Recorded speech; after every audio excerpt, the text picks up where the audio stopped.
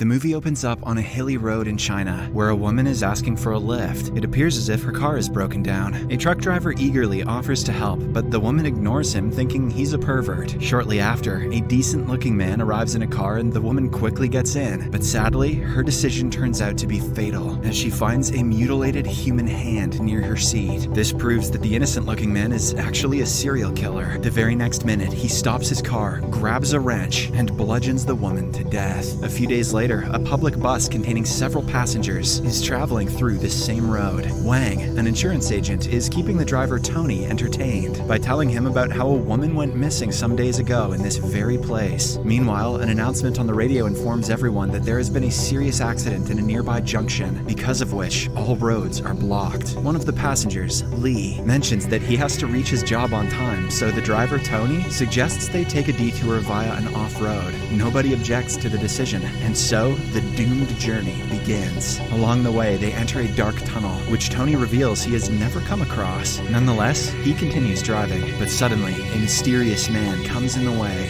forcing the bus to a halt. Everyone is terrified as to what he's doing in the middle of the dark tunnel, but the man turns out to be a passenger, and he too gets on the bus. Lee, who is reading a newspaper, finds out that the mysterious man is a wanted criminal, so he covertly takes out a knife for protection. There are two women on the bus, Sarah, an aspiring model, and Jing, a pregnant lady. As for kids, a pair of twin siblings, Park and Fang, are present. The brother, Fang, seems to be autistic, but his sister is always there to look after him. After 20 minutes of driving, the bus is still inside the tunnel, so Tony starts suspecting something's up. He knows that the longest tunnel in the country is just 11 kilometers long, which takes roughly 10 minutes to cross. Hence, the group decides to turn around and head back the way they came from. But surprisingly, even after 30 minutes of traveling at full speed, the entrance does not show up. It's an endless, dark tunnel which shows no signs of any other living organisms. Scared, the driver Tony stops the bus and everyone gets out to inspect. Strangely, the pregnant lady Jing finds her mobile phone, which she had accidentally dropped about an hour earlier near the entrance. This proves that the tunnel is not an ordinary one. When everyone starts panicking, Lee takes charge of the situation and tells everyone to calm down. He also decides to walk on foot for a few hours to find help, but since it's very easy to get lost in the tunnel, he wants to take a long rope for better navigation. Lee will be carrying one end of the rope and walking, while the other end will be held by the insurance guy, Wang. Luckily for him, the pregnant lady has plenty of knitting wool with her. This is the first time I've ever seen knitting come in handy as a hobby. Before he departs, the mysterious man who stopped the bus earlier also expresses his desire to join him, and Lee reluctantly agrees. Along the way, the two introduce each other, and the man's name is revealed to be Qian. However, he doesn't talk about his work or family. After a while, it starts getting foggy, and the passengers near the bus see two figures approaching them from the other end. Scared, they get ready to face whatever confronts them. But to their surprise, the figures turn out to be none other than Lee and Qian. Somehow, they have again ended up at Ground Zero, the place from where they took off. It gets even weirder here. As Wang is still holding one end of the rope, he experiences a sudden tug when Qian pulls it from the other end, despite them being adjacent to each other. The tunnel is straight, but yet it leads people to the same place again and again, like an endless loop. Ha, we said the title. Realizing that they have been trapped, Lee suggests everyone gather their food items and ration them wisely. Then, all the four men head out to inspect the place while the three ladies and the autistic Fang rest inside the bus. It's been only 30 minutes, but when Jing wakes up, she finds out that the entire bus is covered in dust. Taken aback, she wakes everyone up and quickly rushes outside. At the same time, the men also arrive and find the bus in a dilapidated condition. Tony immediately goes to check on the food, but finds that everything has become rotten. This proves that not only is the tunnel endless, but time also moves very differently here. A single hour of the outside world equals a week here. When they return back to the bus, a map of the entire tunnel is waiting for them. It appears as if someone dropped it off and left without a trace. Lee deduces that someone is playing with them and immediately takes up the challenge. He places the map on a table and starts analyzing the place. Just then, the lights unexpectedly go out, and when they come back on, Lee has vanished. Instead, a bloody trail is seen, which the group warily follows. Now, with Lee abducted or possibly killed, the mysterious man Qian takes charge of the group. The bloody trail leads them to a wall which appears to be hollow. On breaking it, they come across a strange room, which has a lot of wanted pictures, a bunch of severed hands, and most importantly, an engineering diagram of the place. It shows that there are 6 separate tunnels in total, with one leading to another. Chien deduces that in order to escape, they have to cross all 6 tunnels. He also assumes that this secret room will have an entrance that will lead to the second tunnel. As the group continues searching the room, they find a weird calendar with all the dates showing July 15th. Chien realizes that it's a clue, and when he rips the calendar off of the wall, a secret wooden door is revealed. After everyone leaves, the television in the room starts showing a woman who has been trapped inside a small cave. Next, the group enters the second tunnel, which strangely also has their bus parked at the exact same spot. They wonder if they have arrived at Ground Zero, but upon checking, realize that the tunnel is the exact same, but in a different time zone. The group quickly heads inside the bus, which is now wrapped with barbed wire, and starts looking for food. They find a carton of instant noodles, but by this time, the driver Tony has become hostile and greedy. He finds a gun in one of the seats and threatens the others to hand over all the food items. Fearing for their lives, the group reluctantly complies. Since time is moving at a rapid rate, all of them feel hungry instantly, and this is slowly turning the group into animals. After a while, the model, Sarah, can't bear the hunger anymore, so she goes to Tony with a deal. In exchange for a packet of instant noodles, she is willing to sell her body. Tony immediately agrees, and the two make passionate love. While they're at it, Wang sneaks inside the bus and grabs a packet for himself. Wang's a genius. However, Tony catches wind of this and starts beating him to a pulp.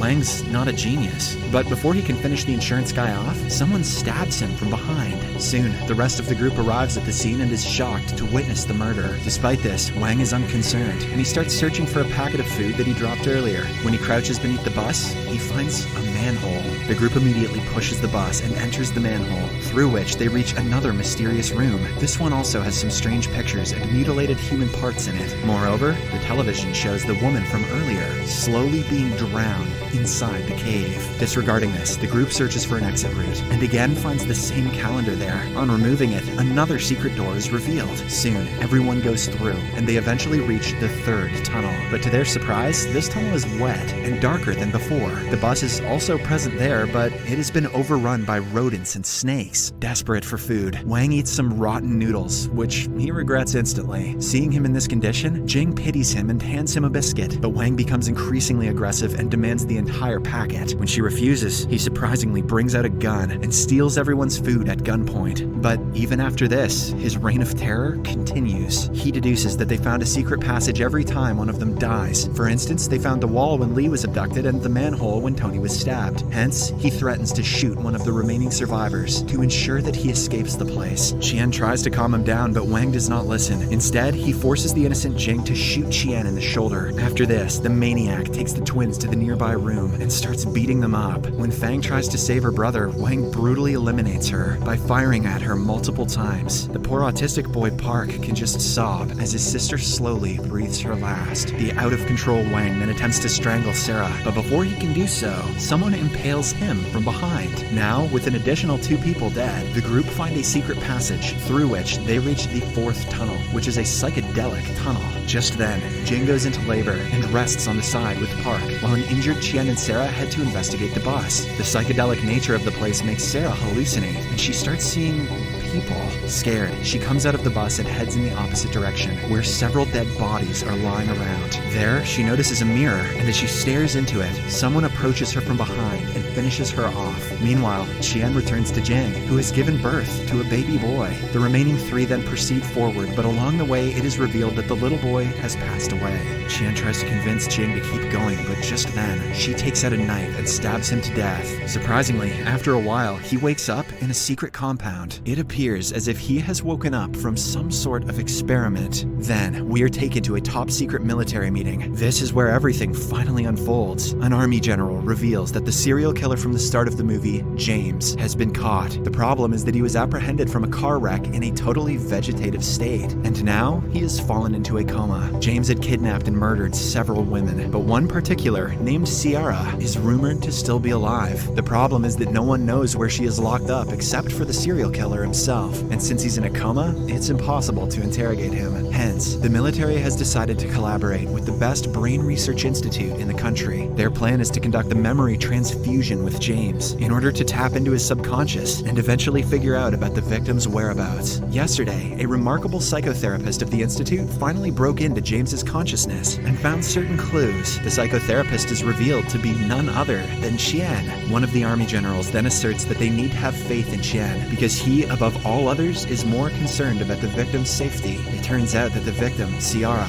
is none other than Qian's wife. This is where all the events begin to make sense, as everything that we saw earlier transpired inside James's subconsciousness. However, Qian's job is far from over. In yesterday's experiment, he managed to find a preliminary clue from a calendar on the wall that his wife is imprisoned near Xiang River. But the situation is critical because of the heavy downpour. In the next 36 hours, all caves on either banks of the river will be completely flooded by the rising river, hence putting Ciara's life at risk. As a result, Qian needs to tap into James's subconscious once again tomorrow so that he can find more clues about Ciara's exact location. That night, as Qian is sitting by himself, the army general approaches him to ask about the progress. Qian then starts sharing his experience inside James's consciousness and remembers that the date, July 15th, 1996, often appeared on calendars. The chief explains that it's the date where the serial killer's parents both died. During that fateful day, his father found out that his mother had an affair with a driver. This resulted in a big argument between the two, which ended with his mother stabbing his father before committing the unthinkable himself. Qian is taken aback by the revelation, but he continues sharing his experience. He says that in James's inner world, he was able to see both his dark side and his good side, but in the end, the good side failed. The serial killer himself was actually a tunnel engineer. Hence, when he went into coma, he began to establish a tunnel in his brain as the symbolic carrier of his chaotic consciousness. The tunnel in his consciousness is just a dead loop which leads to nowhere. When Qian entered James's brain, his initial target was to lead him out of this endless loop so that James could wake up from his coma. However, he didn't expect there to be so many split personalities. Thus, Qian had to communicate with all of them so that he could find clues about his wife's imprisonment. His new mission was to find the real criminal among these personalities and interrogate him or her for the answer.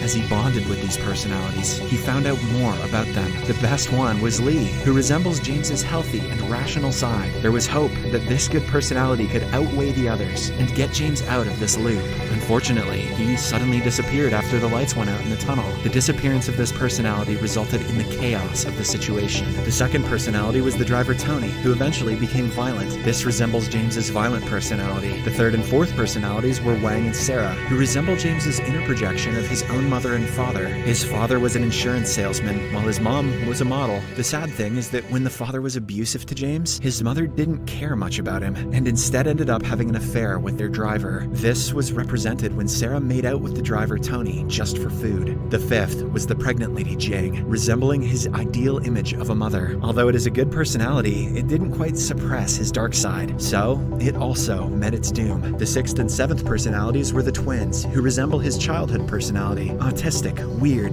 feminish, but very talented in math and space physics. But there is one more personality that was not on the bus. It is the fiercest personality, and always hidden in the dark. This is the personality that secretly killed Lee, the driver Tony, and Wang. But to find out more, Qian needs another experiment. The next day comes, and Qian undergoes the second phase of the memory transfusion. This time, he directly confronts James and demands his wife's whereabouts. However, the cold-blooded killer doesn't want to give up the information so quickly. Instead, he starts talking about how he hates his mother for killing his dad. This insecurity towards women is why he abducts them and finishes them off. Saying this much, he takes Qian to different parts of his subconscious, where various events of his life are being played out. However, focusing on his mission, Qian disregards all of them and confronts the autistic personality Park, the weakest of James's personalities. He tries manipulating the boy to give up the coordinates to his wife's location, but his twin sister Fang stops him. Following this, Qian is transported to a cinema hall where he encounters the real evil behind all the murders inside the tunnel. It is revealed to be none other than Qian himself. It turns out that James's subconscious is so messed up and evil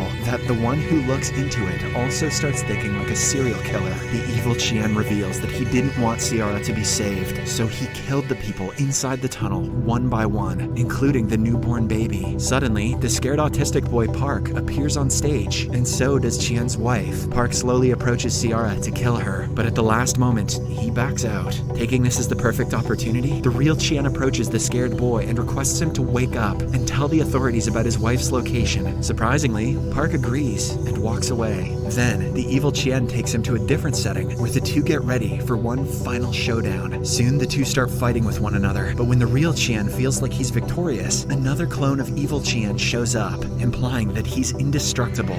Elsewhere, the rain has started pouring in, and Ciara is almost neck deep in the water. It is only a matter of minutes before she drowns to death. Back inside James's subconsciousness, the real Qian pleads to let him back into his world, but his evil doppelganger refuses to listen. Just then, the real Qian comes up with a plan. He realizes that if he commits the unthinkable, the evil Qian will also die, and with this, all of the evil inside James will go away. And as soon as he goes through with his plan, the evil Qian fades away, and at the hospital, James wakes up. Being a totally changed man, he immediately tells the authorities about Ciara's location. In this way, Ciara is saved in the nick of time, but Qian doesn't wake up. The movie ends as he wanders around the endless tunnel, indicating that he will never return home. Subscribe for more videos like this, turn on notifications, and leave a like to help the channel out. Thank you for watching.